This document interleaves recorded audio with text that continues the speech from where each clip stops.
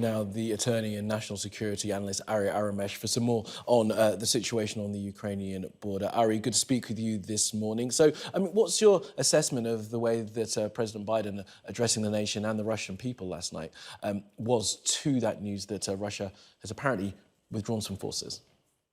Let's start by the news from the Russian-Ukrainian border and Russian announcement, allegedly or supposedly, that they are withdrawing some combat-ready troops. I'm not that optimistic, or if I am, I'm very cautiously optimistic. And I'd like to sort of point at two different tea leaves looking at different directions. The first set of leaves that make us look sort of at a different direction is President Putin's claims that there's genocide happening against Russians in the Donbass region. It's very hard, or it would make it very hard for Vladimir Putin to look the other way, despite these claims that he's reducing actual units on the Ukrainian border. If there is, in fact, or if he claims that there is a genocide in the Donbass region. So that sets up the prerequisite for a Russian intervention in Ukraine. The second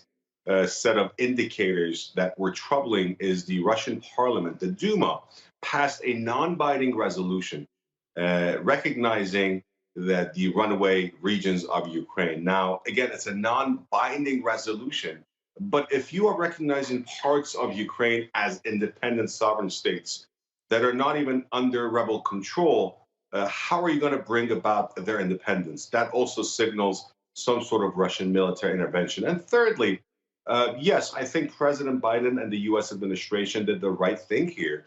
Unlike the last time around in 2015, when we did not know until the very last days that the Russians were going to invade and annex Crimea. This time, they actually came out and aired the intelligence publicly and sort of opened the Russian hand out in public opinion. So Putin's hand was forced, but again, I'm not that convinced that he is not going to at least go for a partial invasion. Now, that may not be a full invasion all the way to Kiev or Lviv in the west, which now hosts the new or the relocated U.S. embassy in western Ukraine, closer to the Polish border. But he might just go for a partial invasion, toppling the government, massive cyber attacks, and some sort of aggression in Ukraine, not a full-scale invasion. Coming back to President Biden's speech, it was a very good speech. He made yet another commitment that he will do everything to make this as costly as possible for Russia and for Putin should they invade Ukraine. And he also said something very interesting, which sets him apart from his predecessor. He said, do not make a mistake.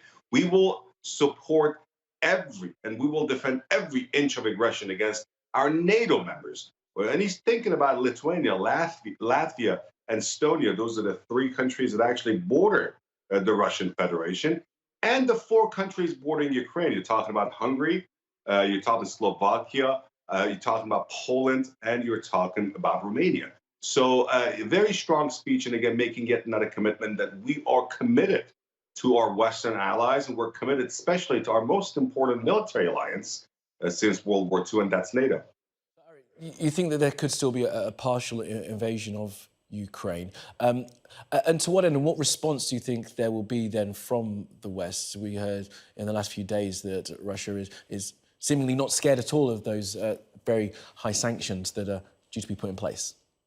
Well, they cannot show fear publicly. Yes, they are scared. They are afraid. No one wants to get pinched by not just American, by a much more fresh resolve of the Western sort of alliance, and by America, Europe, and NATO members going in and imposing much tougher sanctions. Again, if Russia invades, and I'll get to the whether they would invade or not, they will see much tougher and a renewed alliance and resilience in amongst Western allies against Moscow.